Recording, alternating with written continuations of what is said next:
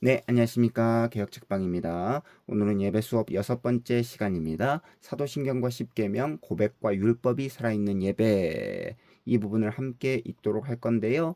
읽기 전에 우리에게 주신 하나님의 말씀부터 읽고 책의 내용을 읽도록 하겠습니다. 네가 호렙산에서 네 하나님 여호와 앞에 섰던 날에 여호와께서 내게 이르시기를 나에게 백성을 모으라. 내가 그들에게 내 말을 들려주어 그들이 세상에 사는 날 동안 나를 경외함을 배우게 하며 그 자녀에게 가르치게 하리라 하시매 너희가 가까이 나와서 산 아래에 서니 그 산에 불이 붙어 불길이 충천하고 어둠과 구름과 흑암이 덮였는데 여호와께서 불길 중에서 너희에게 말씀하시되 음성뿐이므로 너희가 그 말소리만 듣고 형상은 보지 못하였느니라. 여호와께서 그의 언약을 너희에게 반포하시고 너희에게 지키라 명령하셨으니 곧 십계명이며 두 돌판에 친히 쓰신 것이라.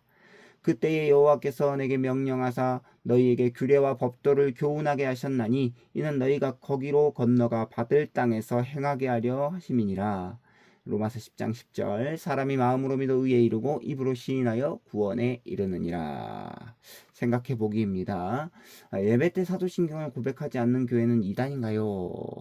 우리가 예배드리는 하나님은 성부, 성자, 성령 삼위 하나님으로 존재해 계십니다. 그리고 사도신경은 성부 하나님, 성자 하나님, 성령 하나님에 대한 고백이기 때문에 전통적인 교회다라고 한다면 마땅히 사도신경을 고백해야 되겠죠. 두 번째입니다. 십계명은 신약 시대에도 유효한 율법인가요? 그렇습니다. 영구적으로 하나님께서 주신 영원한 도덕법, 이게 바로 십계명이다라는 거죠. 이 책은 분명하게 고백과 율법이 있는 교회야말로 공교회적인 예배이다라고 저자는 밝히고 있습니다. 고백과 율법, 즉 사도신경과 십계명이 굉장히 예배에서 중요하다라는 것을 기억하면서 우리 함께 책을 읽도록 하겠습니다. 제 6장은요. 6개의 소주제로 나누어져 있습니다. 첫 번째, 고백과 율법이 예배 순서에 등장한다. 두 번째, 신앙 고백은 하나님께 나아가는 패스워드와 같다. 세 번째, 고대로부터 내려오는 3대 보편 신경이 있다. 네 번째, 십계명은 언약의 법전으로 지금도 여전히 유효하다. 다섯 번째, 십계명은 감사의 중요한 부분이기도 하다. 여섯 번째, 고백과 율법이 살아있는 예배와 신앙생활이 되어야 한다. 요약해서 이 책을 읽도록 하겠습니다. 첫 번째, 고백과 율법이 예배 순서에 등장합니다. 고백은 사도신경을 말하는 것이고 율법은 십계명으로 대표됩니다. 자, 예배의 부름, 복의 기원, 경배, 찬송은 예배 시작의 세 가지라고 부릅니다. 이번에는 예배 순서들을 뒤따르고 있는 신앙 고백과 율법 선포에 관하여 살펴보려고 합니다. 왜 신앙 고백인 사도신경과 율법인 십계명이 예배 중에 포함되어 있을까요? 종교개혁 이후 교회는 주일에 2번의 예배를 했습니다. 이것은 성전에서 제사장들이 아침 저녁으로 번제를 드렸던 것에서 착안한 것입니다. 그래서 대개 오전 예배에는 율법, 즉 십계명을 넣었고 오후 예배에는 신앙 고백, 즉 사도신경을 넣었다라는 거죠. 십계명과 사도신경이 한 번의 예배 때 다 낭독되면 너무 많은 요소가 들어있는 것이라고 생각해서 이렇게 오전과 오후 예배 때 나누어서 이렇게 고백했습니다. 신앙 고백은 즉 사도신경은 예배의 첫 번째 파트에 포함되어 있고 그 다음에 바로 십계명이 나오는데 이 십계명은 예배의 두 번째 파트에서 나옵니다. 하나님께서 우리를 용서하십니다 라고 하는 두 번째 파트에 십계명이 나온다라는 거죠. 자, 그래서 두 번째입니다. 신앙 고백은 하나님께 나아가는 패스워드와 같다.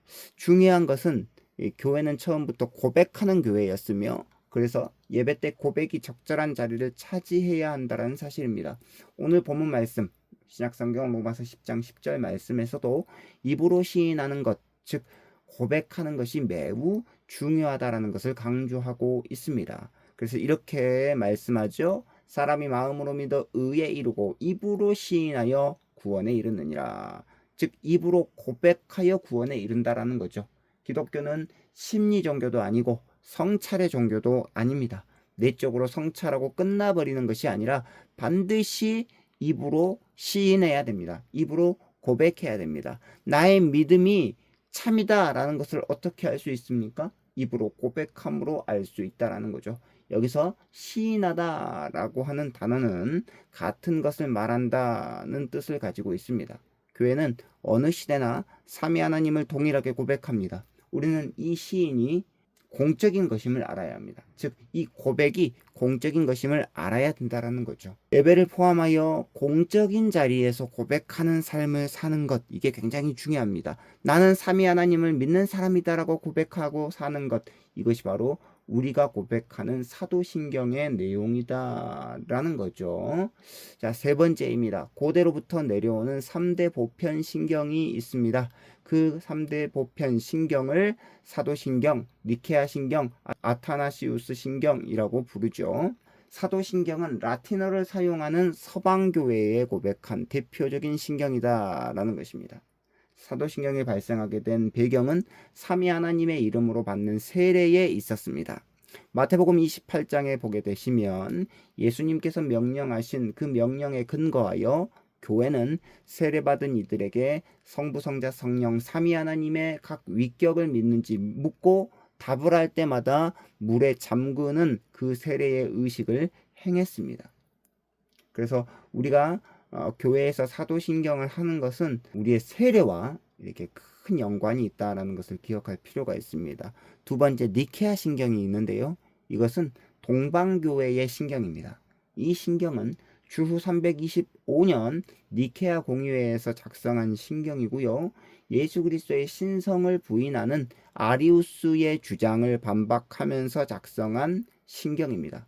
이 신경은요, 사도신경과 동일하게 삼위일체 구조를 가지고 있으면서 이 삼위가 어떠한 관계 속에 있는지, 즉 성부, 성자, 성령 이 삼위가 어떠한 관계 속에 있는지 더 분명하게 진술했습니다. 니케아 신경에서 성자는 창조되지 않으셨고 성부와 동일 본질이시며, 즉 성부와 동일하게 하나님이시며 그 성자로 말미암아 만물이 창조되었다라고 고백합니다. 그래서 개혁한 교회는요, 사도신경뿐만 아니라 니케아 신경을 예배 때 고백하기도 했습니다. 그리고 이 니케아 신경을 수정 보완한 것이 바로 니케아 콘스탄티노플 신경이라고 해가지고 381년에 이렇게 작성됐죠. 자, 마지막으로 아타나시우스 신경은 니케아 공회에서 눈부신 활약을 했던 전통의 대명사 아타나시우스의 이름을 딴 신경인데요. 이 아타나시우스 신경에는 특히 그리스도께서 참 사람이면서 동시에 참 하나님이시다라고 하는 이 양성교리, 참 사람, 참 하나님이다라고 하는 이 고백이 자세하게 고백되어 있습니다. 자, 네 번째입니다. 십계명은 언약의 법전으로 지금도 여전히 유효하다라는 거죠. 성경 두 곳에 십계명이 기록되어 있는데 출애굽기 20장과 신명기 5장입니다. 출애굽기 20장에 기록되어 있는 이 십계명은요, 출애굽한 직후 시내산에서 하나님께서 모세를 통해 자기 백성들에게 주신 계명입니다. 최초의 공예배가 드려진 그곳에서 하나님께서 자기 백성들에게 이 십계명을 주셨습니다. 또 다른 하나, 신명기 5장에 기록된 십계명은요, 출애굽한 지 40년이 지나 약속의 땅 입구에서 있는 하나님의 백성들을 향해서 모세가 시내산에서 받은 십계명을 변화된 환경에 적용하고 있습니다. 이후에 구약시대의 교회는 성전에서 제사를 드릴 때에도 이 언약의 법을 계속해서 낭독했고요. 성전이 무너지고 난 다음에 회당 예배에서도 이 율법이 계속 낭독되어졌습니다. 정말로 중요하다라는 거죠. 그리고 신약시대 교회는 이 십계명으로 대표되는 율법이 필요하다라는 거죠. 십계명은 모든 시대, 모든 하나님의 백성을 향한 도덕법으로 지금도 유효한 영구한 도덕법이다라는 거죠. 이 십계명을 낭독하는 것은 그래서 하나님에 대한 존경, 신뢰를 담고 있습니다.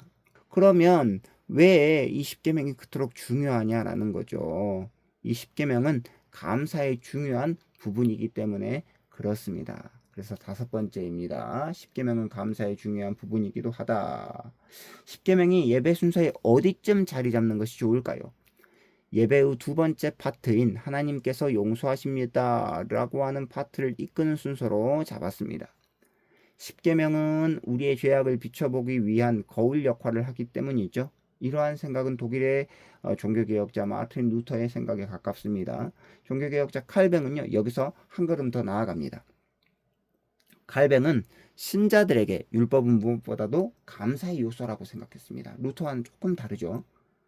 예배하는 하나님의 회중은 죄를 씻고 구원받기를 갈망하는 무리가 아니라 이미 구원받은 신자들의 모임이기 때문에 칼뱅은 십계명을 두고서 회개하기 위해 자극을 주기 위해서 주는 말씀이 결코 아니고 감사하는 삶을 어떻게 살 것인지에 대해서 보여주는 말씀으로 대해야 된다라는 것이죠. 그래서 구원받은 백성들이 하나님의 말씀을 듣고 감사의 의미를 담아서 이렇게 십계명을 낭독했습니다. 자, 십계명은 감사의 중요한 부분이기도 하다라는 건데, 감사하는 삶을 살기 위한 언약의 법으로서 십계명을 대해야 한다라는 관점에서 보자면, 십계명이 예배 순서에서 용서에 관한 부분이 아니라 다른 곳에 배치되어야 한다라는 거죠. 어디에 배치되어야 할까요? 설교가 끝난 후 예배 마치기 직전에 십계명이 오면 됩니다. 예배를 마치고 가정으로 세상으로 돌아가는 신자들이 이 세상 속에서 감사로 순종하며 살겠다라는 고백으로 십계명을 낭독할 수 있기 때문에 예배의 마지막 순서쯤 오면 되겠다 라고 해서 실제로 그렇게 예배의 마지막 부분 강복 선언 이전에 이렇게 십계명을 넣는 교회들도 있습니다. 자, 마지막입니다. 고백과 율법이 살아있는 예배와 신앙생활이 되어야 합니다. 개혁한 교회는 고백과 율법, 즉 사도신경과 십계명을 예배의 중요한 요소라고 생각해 왔습니다. 중요한 것은 고백과 율법, 율법과 고백이 서로를 불러낸다라는 거죠. 우리는 사도신경을 고백함으로써 세상과 구별된 하나님의 백성이라고 하는 확증을 가지고 삼위 하나님께로 나아갈 뿐만 아니라 삼위 하나님께 전적인 헌신을 표현합니다. 또한 우리는 십계명을 통해 우리의 죄악을 돌아볼 뿐만 아니라 우리의 삶의 모든 부분을 하나님께 감사와 순종으로 드리게 됩니다. 즉 율법과 고백은 처음부터 예배의 중요한 요소였다라는 거죠. 따라서 예배 인도자가 십계명을 낭독하는 시간은 따분한 시간이 아니고요. 교회가 하나님 나라로 선포되고 구별되는 영광스러운 시간이다라는 거죠. 고백과 율법이 있는 예배야말로 분파주의적인 예배가 아니라 전 교회 역사와 통합되는 공교회적인 예배입니다. 자, 이제 마지막 요약입니다. 예배에는 고백과 율법이 있습니다. 즉 사도신경의 신앙 고백과 십계명으로 요약되는 율법이 있다라는 거죠. 예배의 첫 번째 파트인 하나님께서 부르십니다. 예 사도신경을 올려드리고 예배의 두 번째 파트인 하나님께서 용서하십니다를 이끄는 순서로 십계명 낭독이 있습니다. 신앙 고백은 삼위 하나님께 나아가는 패스워드와 같고 십계명 즉 율법의 선포는 지금도 여전히 유효한 언약의 말씀들이요 감사의 중요한 요소입니다. 우리는 그래서 이 고백과 율법이 살아있는 예배와 신앙생활을 마땅히 해야 된다라는 거죠.